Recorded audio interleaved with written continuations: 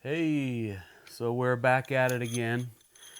This video may not be too exciting for some people, but it could help some others. I'm planning on doing a video on integrals, like hand forging integrals, but because I haven't been forging a lot lately, I'm going to do something that will help me with some forging skills, and that's making S-hooks. So these are really good for honing your skills, especially if you're making a ton of them, just because it helps you focus on your hammer strikes and it helps you focus on bending and all that good stuff. So anyway, I've got 7 pieces of, I think this is 3/8 inch round bar. I think 1/4 inch is probably a little bit better to use, but this is what I have, so this is what I'm using. And these are, I believe, 7 inches long, 7.5. So anywhere around, 7, 8, 9 inches, just depends on the size of the S-hook that you want to make. So enough talking, let's just get over to the forge, light it up, get it hot, and get going on these.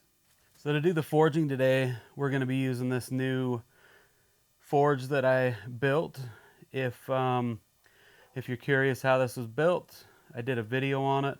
I did a video on building the burner and building the forge itself. So I'll leave a link to the forge build right up here. I used this for the first time the other day, and honestly, I'm truly impressed with it. It heated up really quick. It heated up my material faster than I'm used to. As far as the gas usage, I have no idea yet, but I'll have to do a lot of forging to figure that out.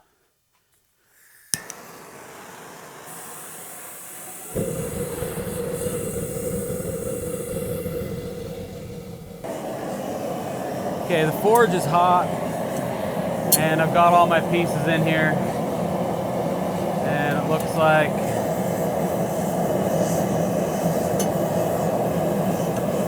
two are almost welded together. And it looks like they're all nice and warm. So first step is we have to come over here to the anvil, and we're gonna taper this end. So we're gonna turn it into a square first, just rotating it 1/4 at a time, lifting up a little bit and angling your hammer this way a little bit. Just give it some nice even blows until you've got a nice square point here.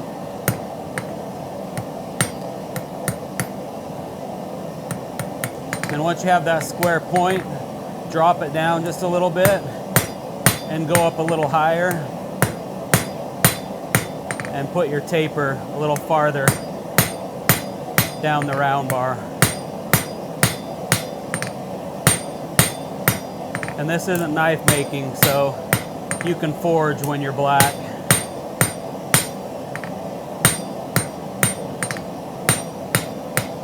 Okay, we'll put this in the forge and give it another heat.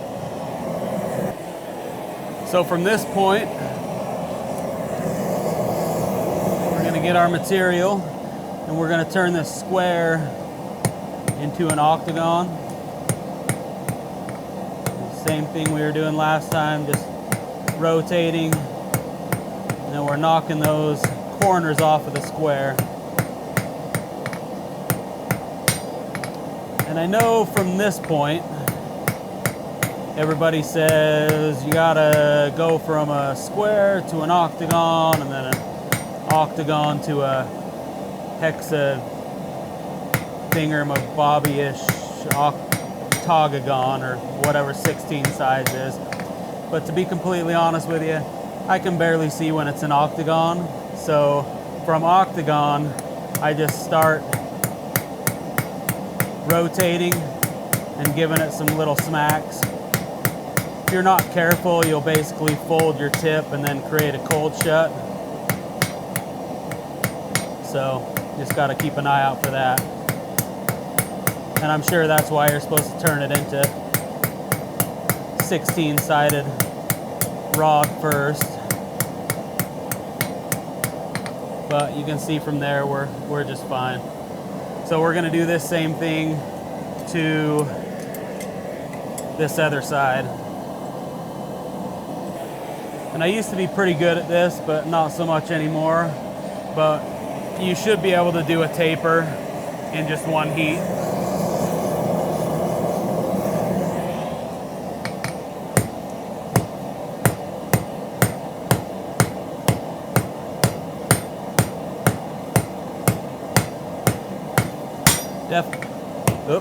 Definitely not as good at this as I used to be.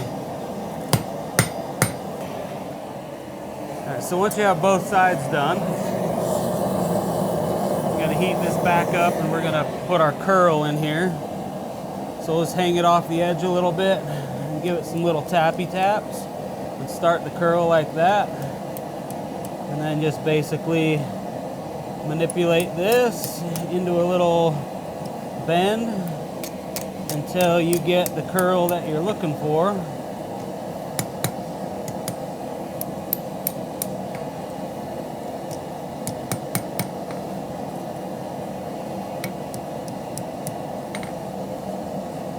And I just prefer a simple curl like that. And then we'll do the other side. But when we do the other side, this curl that we'll be holding in our tongs, we want that pointing up so the curls are opposite. So this curl will go this way and then the curl on the other side will go down. That way when we curve it into an S, then they're in the right spot.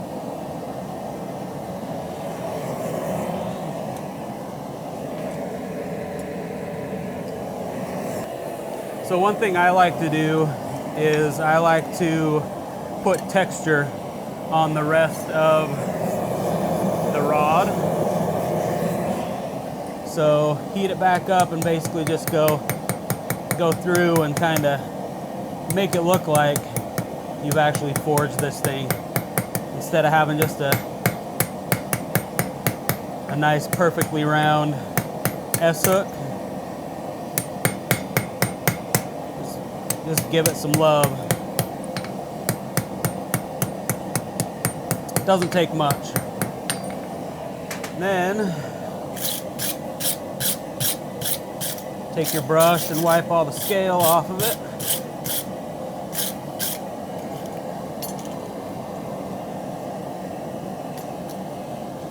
And then we'll heat this back up and start forming the S. There are a couple different ways you can do these. So you can make yourself a little tool for your hardy hole and use this to you know, lock your S-hook in and just bend it around there. But this one's too big for that. So I'm just gonna do it the old-fashioned way. So the first thing you wanna do before you start forming the S is you wanna quench your curl so that you don't mess up that curl. So get it cooled off and then back to the anvil. So I'm just gonna take this, tap it up here,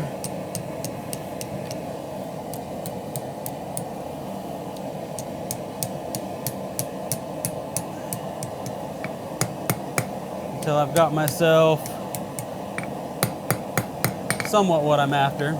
And if you've gone too much on your curve, you can just always come over here on the horn and pull that curve out a little bit. Make it nice and round again. Straighten everything up a little bit.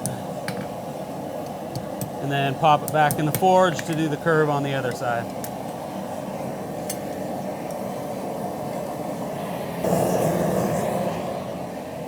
Quench your curl, and then hold on to this side,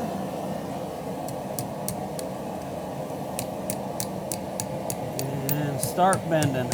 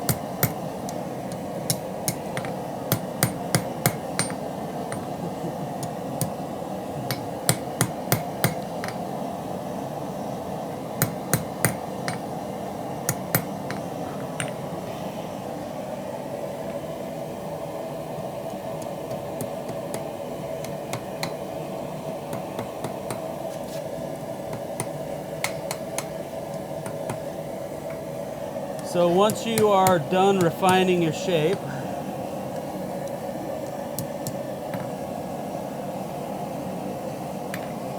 take your brush and wipe it off one more time. Get that forge scale off of there so you have a nice clean piece.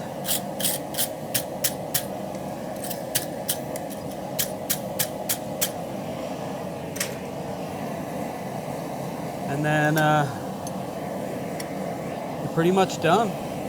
You just do this a bunch of times and it'll help hone your forging skills. All right, so I only did 3 of these. That was the first one. That was the second one.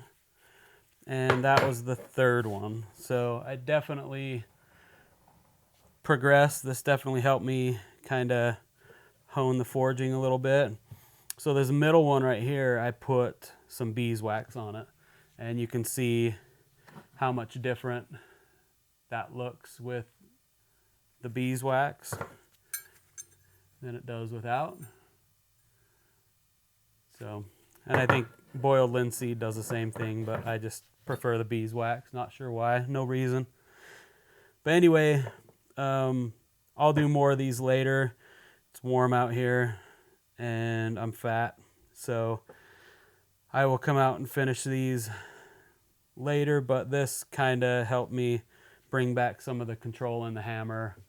And for the record, wearing rubber-lined gloves when you forge isn't the best idea in the world, but I have some blisters and cuts all over my hands, so I needed something to ease the pain a little bit. I prefer to forge barehanded because you have a little bit better control.